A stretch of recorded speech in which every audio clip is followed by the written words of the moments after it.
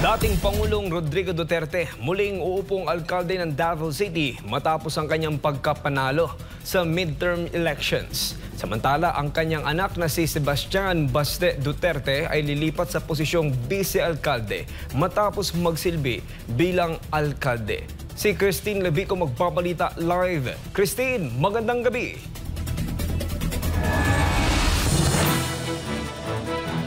Yes, magandang gabi, Kyle.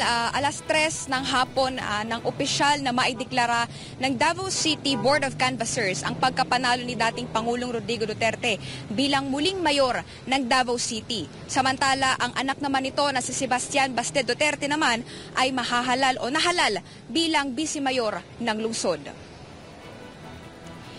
Sa kabila ng mga hamon sa kanyang kalusugan, hindi natinag ang tiwala ng mga Davaoenyo kay dating Pangulong Rodrigo Duterte. Patunay dito ang landslide victory na kanyang nakamit sa katatapos lang na midterm elections ngayong 2025. Formal lang na iproklama si Duterte bilang bagong alkalde ng Davao City matapos makuha ang 662,630 na boto laban kay Carlo Nograles na nakakuha lamang ng 80,852 na boto. Samantala, ang kanyang anak na si Sebastian Baste Duterte naman ay muling uupo bilang vice-alkalde ng lungsod na may kabuang 651,356 na boto. Hindi rin nagbago ang mandato para sa pamilya Duterte sa Kongreso. Si Congressman Paulo Pulong Duterte ay nanatili sa kanyang posisyon sa 1st District ng Davao City, habang si Omar Duterte ay nahalal naman sa 2nd District.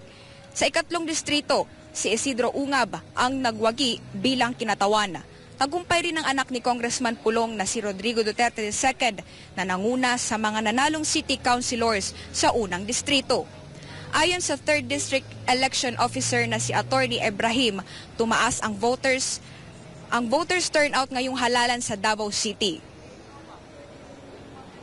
This 2025 NLE sobrang taas ng voters turnout for Davao City.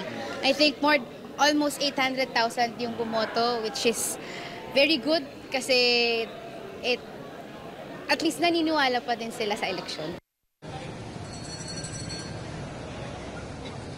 Mas mataas ito kumpara noong nakaraang eleksyon na patunay ng matatag na suporta ng mga Davaoenyo sa kanilang dating Pangulo.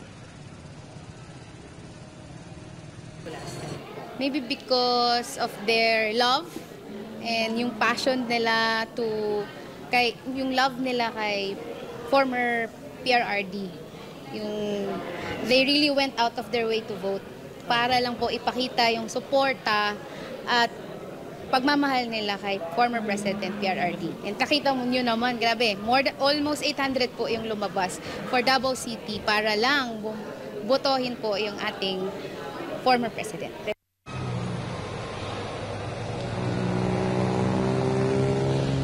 Samantala, Kyle, present kanina sa proclamation ng magkapatid na si Omar at Rigo Duterte, maliban sa kanilang ama na si Congressman Pulong Duterte at ang kanilang tiyo na si Vice Mayor na ngayon na si Baste Duterte. Wala namang specific reason kung bakit, pero sabi kanina ni Rigo Duterte sa kanyang panayam sa mga media na hindi raw talaga makakadalo ang kanyang ama at ang kanyang tiyo, kaya naman sila ang naging kinatawan nitong dalawa.